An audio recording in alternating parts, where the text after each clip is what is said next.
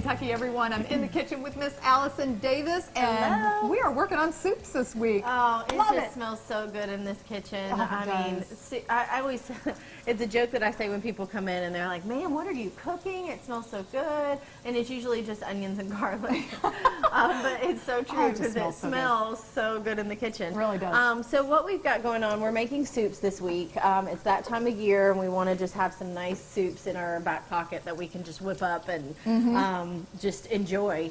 So this one is going to be a butternut squash soup. My favorite, by the way. Yeah, she was actually talking about making this at home, so here's a good go-to recipe. Yeah. So the first thing that we did, and one thing to keep in mind with soups is it's always about these one pot cooking, right? So Yeah. it's everything going in one pot so that you get all of this flavor. So the first thing that we did was we went ahead and cooked off some bacon.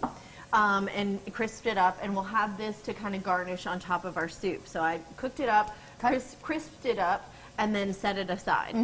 But we're using the same pot. Yes. So in the pot we have the brown bits and the bacon grease, and that's kind of the base and the fat that we're working with to start. So now we've added our onions and we've softened those up, and then we're going in with some celery. Okay. Another option that you could go with would be shallots or leeks, Okay. both of which would be great. I'm a huge fan of leeks and incorporating that into my soups as well.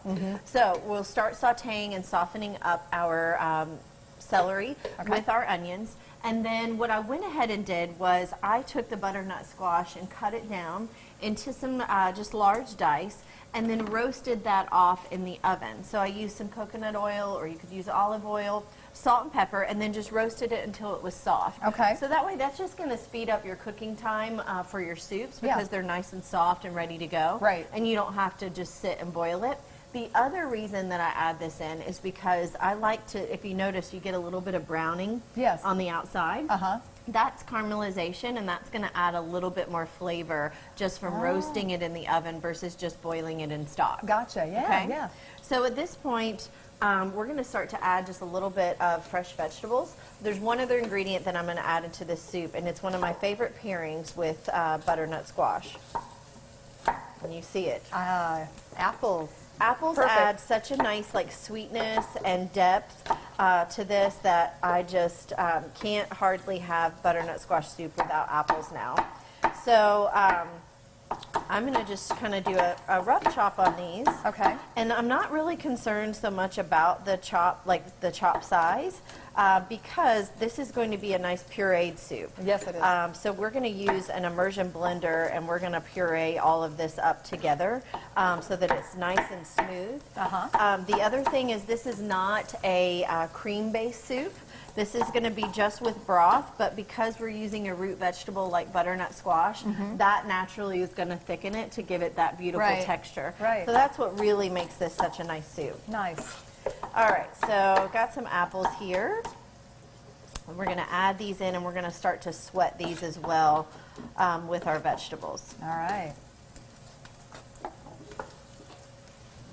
Beautiful. Perfect. And if anyone's wondering, like, as far as what apple to buy, I went with, like, the Pink Ladies, but you could go with a Granny Smith, but I like even, like, Honey Crisp, you know, just a little bit sweeter apple for me versus just the Granny Smith. Right. All right. Smells good. Had to eat a little bite of apple. Can't resist. All right, I've got some fresh thyme and sage. These are my two fresh herbs that are going to go in this. Of course, we're going to season this with some salt and pepper as well. And the only other thing besides our broth is once we get to the point of like tasting it, we may add a touch of lemon.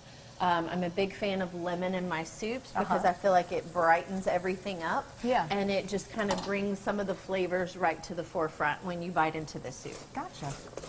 Interesting. All right, so we're going to go in with our roasted butternut squash now. Oh, I mean, look at that. Yes. How can that be bad? All right, so then we have our stock. I've got some homemade chicken stock. You could also go with some vegetable stock. okay. And then we're just going to let that simmer for a little bit. And then we're, like I said, we're going to make this a pureed soup. And then I'm going to do a little bit of sage on top. Yeah. But I'll just show off this gadget right here. This is an immersion blender. And so when we go into our soup, we're gonna use that to kind of blend that up. Gotcha. Okay. Gotcha. Very nice. Yeah. So once we get that pureed, then we can start to season and adjust the seasoning, salt, pepper, lemon. But really, all the flavors of the vegetables, the butternut squash, the apple come together, and it is Perfect. beautiful. I can't wait to try it. Yeah. For this recipe and many other recipes, head over to our website at WTVQ.com/Midday Kentucky, or you can head over to Allison's website at wildtimecooking.com, or you can find her on Instagram too under Allison Davis. We will be right back right after this short break.